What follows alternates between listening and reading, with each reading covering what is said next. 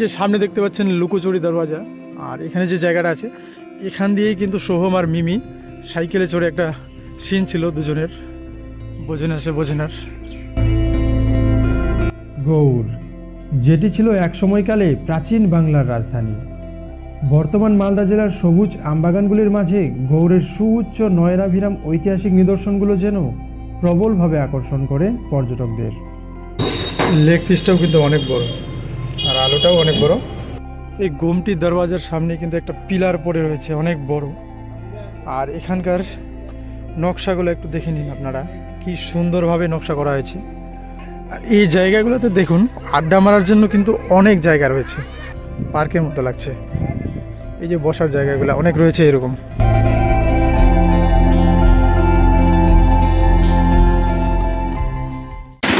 এই মুহূর্তে রয়েছি মালদা শহরের প্রাণকেন্দ্রে অর্থাৎ রোদবাড়ি মোড়ে, আর এখানে কিছু খাওয়া দাওয়া করব, তারপরে একেবারে চলে যাব প্রাচীন বাংলার রাজধানী গৌড়ে। আর এই মালদা শহরের ভিডিও কিন্তু অলরেডি আমি আগেই করেছি, যারা দেখেননি তাদের জন্য ডেসক্রিপশনে লিঙ্ক দিয়ে রাখছি, সেখান থেকে আপনারা দেখে নেবেন। তো চলুন আগে কিছু খাওয়া দাওয়া করে নিই। রথবাড়ি মোড়ের পাশেই একটি রেস্টুরেন্টে গেলাম হাজি বিরিয়ানি খাওয়ার জন্য।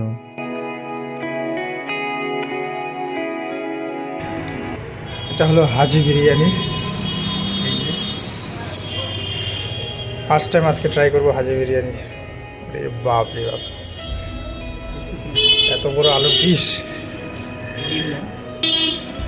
এখানে একটা লেগ পিস দেওয়া হয়েছে, আর এখানে কিছু স্যালাড আছে। লেগ পিসটাও কিন্তু অনেক বড়, আর আলুটাও অনেক বড়।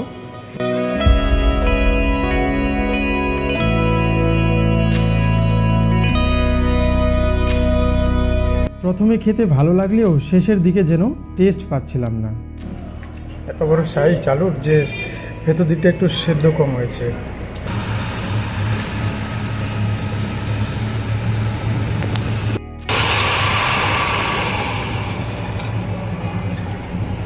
$350 টাকা দিয়ে টোটো ভাড়া করে এবার রওনা দিলাম প্রাচীন বাংলার রাজধানী গৌড়ের উদ্দেশ্যে।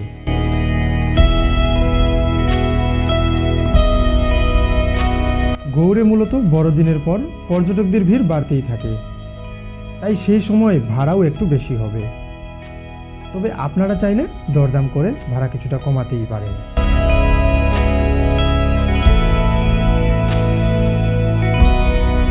এই মুহূর্তে রয়েছি আমরা টোটোতে, আর আজকের আকাশটাও কিন্তু অনেক পরিষ্কার, বেশ ভালোই রোদ উঠেছে। তো আপনাদের এই ফাঁকে একটু বলে দিই যে গৌড়ে কীভাবে আসবেন আপনারা যদি ট্রেনে করে আসেন তাহলে মালদা স্টেশনে নামবেন, সেখান থেকে মাত্র 10 টাকা দিয়ে টোটো করে চলে আসবেন আগে রোদবাড়ি মোড়ে। রোদবাড়ি মোড়ে কিন্তু আমাদের মতো অনেক এখানে টোটো পেয়ে যাবেন, তো সেখানে আপনারা রিজার্ভ করে নিতে পারবেন। রিজার্ভ করাটাই বেটার হবে, কারণ সেখানে কিন্তু অনেকটা ডিস্টেন্স আছে, যে স্পটগুলো আছে সেখানে কিন্তু একটু ডিস্টেন্স আছে, তো হেঁটে অতটা জায়গা কভার করতে পারবেন না। সে কারণে আমি রেকমেন্ড করব যে আপনারা রিজার্ভ করে নেবেন। আর সামনেই জানুয়ারি মাস, নতুন বছর, সেই কারণে প্রচুর মানুষ আসে এখানে গৌড়ে ঘুরতে, তো আপনারাও আসবেন।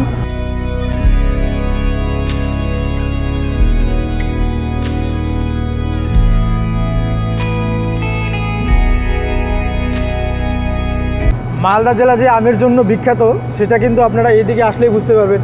এই দেখুন চারদিকে কিন্তু আমবাগান দেখা যাচ্ছে, আর এই রাস্তাটা একটু ধুলো, এদিকে অনেক পাথর বিক্রি হয় সম্ভবত, অনেক লরি গাড়ি দেখতে পাচ্ছি, তো সেই কারণে কিন্তু রাস্তাটা একটু ধুলো।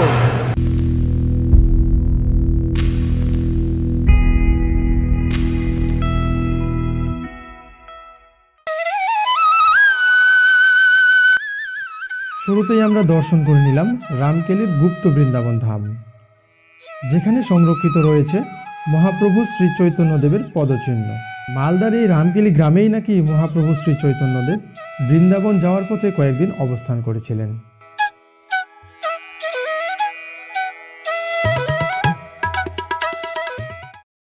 এরপর আমরা এসে পৌঁছালাম বড়সোনা মসজিদে।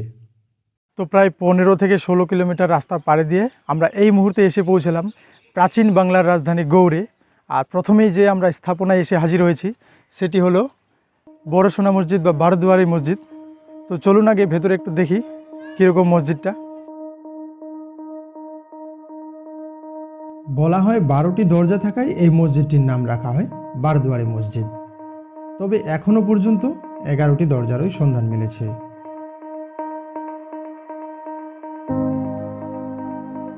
বোঝে না সিনেমার গানের শুরুর দিকের দৃশ্যগুলো এই বড় সোনা মসজিদেই শুটিং করা হয়েছিল।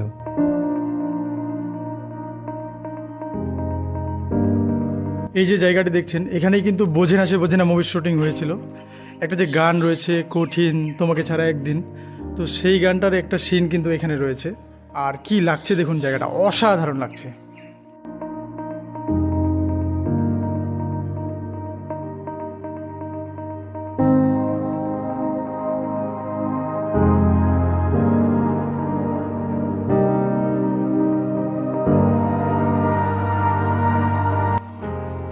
আর এদিকে সবুজ গার্ডেন। এই হলো বড় সোনা মসজিদ বা বারদুয়ারি মসজিদ। এই যে ওয়াও, উপরে সম্ভবত ছাদ ছিল, এই যে দেখা যাচ্ছে, এগুলো দেখে তাই তো মনে হচ্ছে, বাট এখন সম্ভবত ভেঙে গেছে। নিচের দিকটা কিন্তু এখানে পাথর ইউজ করা হয়েছে দেখুন, আর উপরের দিকটায় পোড়া ইট, লাল ইট ব্যবহার করা হয়েছে। আর এদিকের অংশটা কিন্তু টোটালটাই ভেঙে গেছে। সুলতান আলাউদ্দিন হোসেন শাহ এই মসজিদটির নির্মাণ কাজ শুরু করলেও কিন্তু তিনি সমাপ্ত করে যেতে পারেননি। পরবর্তীকালে 1526 সালে তার পুত্র নাসিরউদ্দিন নুসরত শাহ তিনি কিন্তু এই মসজিদটি সম্পন্ন করেন। আর এই মসজিদটির উচ্চতা হলো 20 ফুট, দৈর্ঘ্য 168 ফুট এবং প্রস্থে 76 ফুট। অসাধারণ একটা ভিউ কিন্তু দেখুন চারিদিকে, ওয়াও।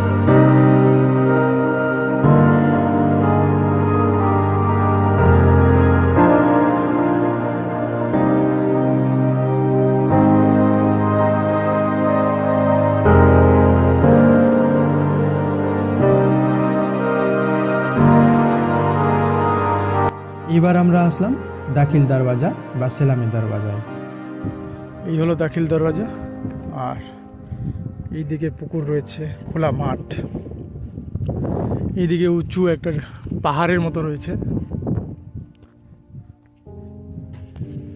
আমরা এখন উঠে দেখি উপরে। এই হলো দাখিল দরওয়াজা, আর আমরা দেখুন কত উপরে উঠে গেছি। ওইদিকে একটা পুকুর দেখা যাচ্ছে, আর ওই পারে আমবাগান। তো বন্ধুরা, আমরা এই মুহূর্তে এসে পৌঁছলাম দাখিল দরওয়াজায়, আর আমার পেছনে দেখতে পাচ্ছেন এটাই হলো সেই দাখিল দরওয়াজা, আর যার আরেক নাম হলো সেলামি গেট। এটাই ছিল গৌড় দুর্গে প্রবেশের জন্য প্রধান গেট। আর এই দাখিল দরওয়াজার উচ্চতা হলো 60 ফুট এবং চওড়া হলো 73 ফুট।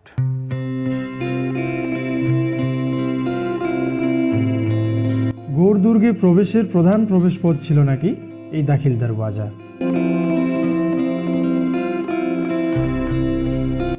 ভেতরে প্রবেশের পথটি অনেকটা চওড়া হওয়ায় সেই সময়কালে সবারই হাতিসহ অনায়াসেই ভেতরে প্রবেশ করতে পারত।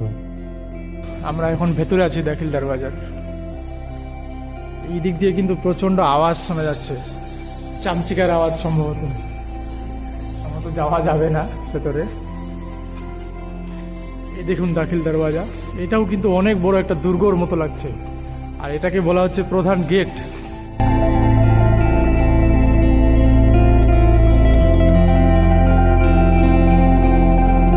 আর এই দাখিল দরওয়াজাটা আয়তনে এতটাই বড় লাগছে যে এটাকে কিন্তু দুর্গ বললেও কিন্তু ভুল বলা হবে না।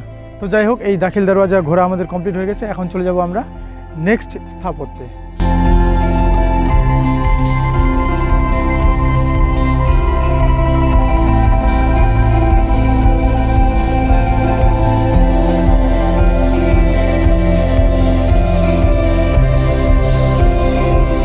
ওই সাইডটায় কিন্তু আমরা আসলাম দাখিল দরওয়াজা, আর চারিদিকে প্রাচীর, সম্ভবত এই পাহাড় দিয়ে ঘেরা ছিল, আর এখানে জলাশয় চারিদিকে।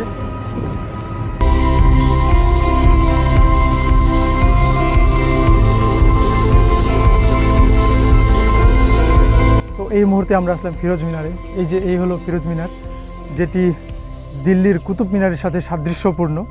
তো এই মিনারের একটি ভয়ঙ্কর ইতিহাস রয়েছে। এই মিনারের উচ্চতা সম্পর্কে সন্তুষ্ট না হওয়ায় ফিরোজ শাহ এই মিনার তৈরির যে প্রধান স্থপতি ছিলেন তাকে কিন্তু এই মিনারের উপর থেকে ঠেলে ফেলে দিয়ে হত্যা করেছিলেন।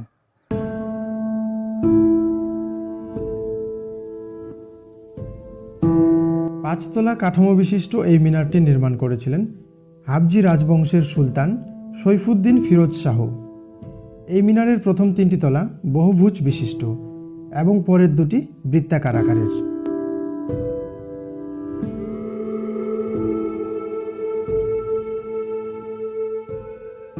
তো ফিরোজ মিনার থেকে আমরা এই মুহূর্তে এসে পৌঁছলাম 22 গজি দেওয়ালে।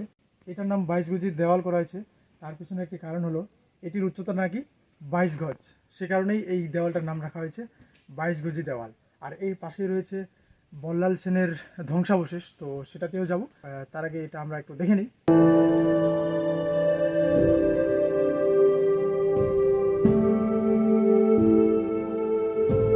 এই যে ধ্বংসাবশেষটি দেখছেন, এটাই কিন্তু সম্ভবত বল্লাল সেনের ধ্বংসাবশেষ, যেটি বর্তমান ইতিহাসে রয়েছে।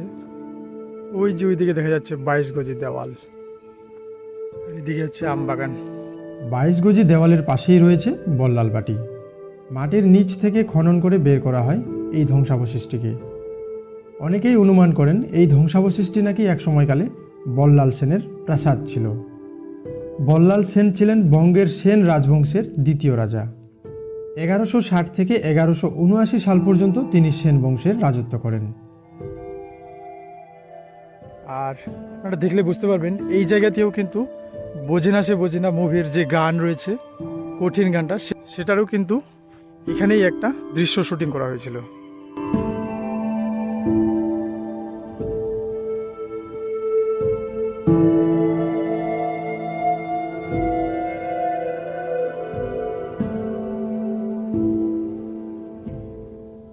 আমরা এখন আসলাম কদম রসুল মসজিদে। আর এখানে কি লেখা আছে, চতুষ্কোণ এক গম্বুজ বিশিষ্ট এই গৃহটি সুলতান নুসরত শাহের দ্বারা নির্মিত হয়। ইহার প্রস্তরের উপর অবস্থিত হজরত মোহাম্মদের পদচিহ্ন স্থাপিত ছিল। তার মানে এখানে হজরত মোহাম্মদের পায়ের চিহ্ন রয়েছে এখানে। ওয়াও, খুবই সুন্দর।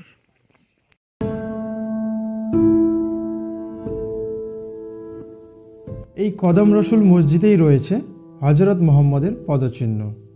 লুকোচুরি দরওয়াজার পাশেই অবস্থিত এই কদম রসুল মসজিদটি।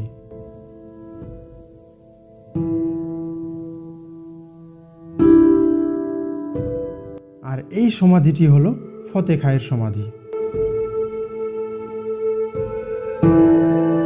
এই যে জায়গাগুলো দেখছেন, আমবাগানগুলা, এই জায়গাগুলোতে কিন্তু প্রচুর পিকনিক করা হয়। আর অলরেডি এই যে এখানে দেখতে পাচ্ছি পিকনিক করছে একদল। এখানে 1 জানুয়ারিতে বিশেষ করে প্রচুর পিকনিক করা হয়, এখানে কিন্তু জায়গা থাকে না বসার মতো। আর এদিকে অলরেডি দোকান দেখা যাচ্ছে।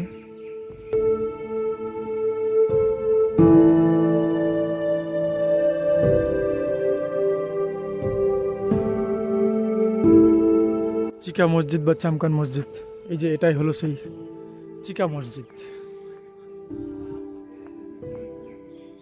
ভেতরে সম্ভবত প্রবেশ করা যাবে। তো চলে আসলাম ভেতরে চিকা মসজিদের। অন্ধকার, ওই একটাই দরজা খোলা শুধু। তো এই মুহূর্তে আমরা এসে পৌঁছলাম চিকা মসজিদ বা চামকান মসজিদে। আর এই মসজিদটি নির্মাণ করেছিলেন সুলতান ইউসুফ শাহ 1475 সালে।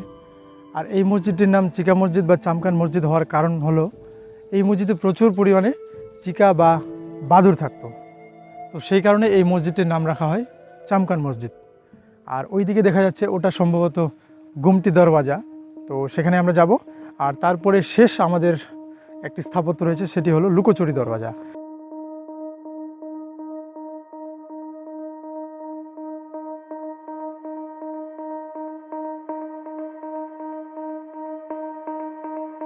চিকা বা চামকান মসজিদে এসে একটা জিনিস লক্ষ্য করলাম আমি, এই যে দেখুন সেই সময়কার আমলেও কিন্তু কি সুন্দরভাবে এখানে নকশা করা হয়েছে। এই দেখুন নিচে কালো পাথর দেওয়া হয়েছে আর উপরে কিন্তু পোড়া ইট।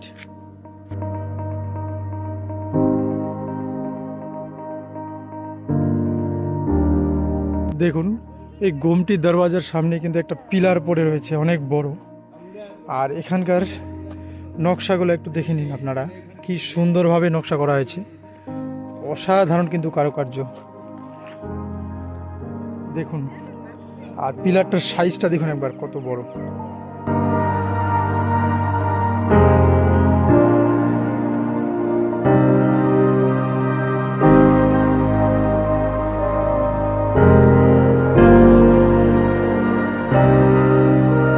যে একটু আগে যে আপনাদেরকে দেখালাম চিকা মসজিদে, ঠিক সেইভাবে কিন্তু এই গোমটির দরওয়াজাতেও এই যে দেখুন কি সুন্দর নকশা করা আছে। দেখুন এখানে কিন্তু কালার দেখা যাচ্ছে, অসাধারণ লাগছে।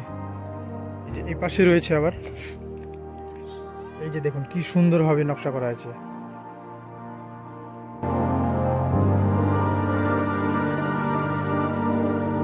ওই যে ও পাশে হচ্ছে চিকা মসজিদ, তার সোজা দেখতে পাচ্ছেন এটাই হলো গুমটি দরওয়াজা, মানে সামনাসামনি দুটো। আর পাশেই রয়েছে লুকোচুরি দরওয়াজা। আর এই জায়গাগুলোতে দেখুন আড্ডা মারার জন্য কিন্তু অনেক জায়গা রয়েছে। এই যে বসার জায়গা রয়েছে, আর এখানে ফুলের গাছ, অসাধারণ। অনেকটা খোলা মাঠ, পার্কের মতো লাগছে। এই যে বসার জায়গাগুলো অনেক রয়েছে এরকম।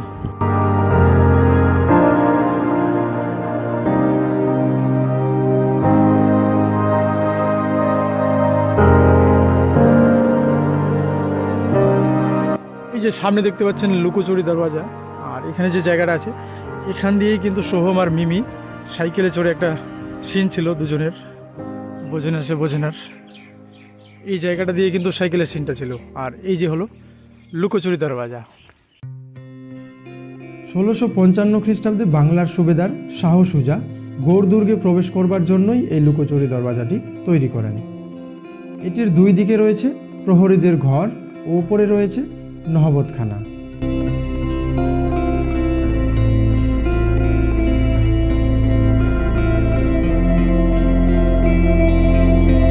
এই হলো সেই চামকাটি মসজিদ। আমরা আমাদের শেষ গন্তব্যে পৌঁছে গেলাম, চামকাটি মসজিদের ভেতরে। তো এখন আমরা এসে পৌঁছেছি চামকাটি মসজিদে, যেটি কিন্তু লুকোচুরির দরওয়াজা থেকে একটু সামনে এসে আরেকটা রাস্তা দিয়ে আমাদেরকে আসতে হলো। এই হলো চামকাটি মসজিদ। তো গৌড় যে আপনাদেরকে দেখালাম, তো একটা কথা কিন্তু না বললেই নয়, যেটা কিন্তু হলো যে এই যে গৌড়ি স্পটগুলো রয়েছে, এই স্পটগুলো কিন্তু ট্যুরিস্ট স্পটের তুলনায় বর্তমানে পিকনিক স্পটের জন্য বেশি বিখ্যাত। তো আপনারা যদি 1 জানুয়ারি কিংবা 25শে ডিসেম্বরের পর আসেন, তাহলে কিন্তু দেখবেন এই জায়গাগুলোতে প্রচুর পরিমাণে পিকনিক করা হচ্ছে, মানে বসার মতো জায়গা থাকে না। তো যাই হোক, এই স্পটটি আজকের মতো আমাদের শেষ স্পট ছিল, আর কোথাও আমরা যাচ্ছি না। তো এই ছিল আজকের ভিডিও। আর আপনাদের যদি ভিডিওটি ভালো লাগে তাহলে অবশ্যই লাইক, শেয়ার, সাবস্ক্রাইব করতে ভুলবেন না। তো দেখা হচ্ছে আগামী কোনো নতুন ভিডিওতে।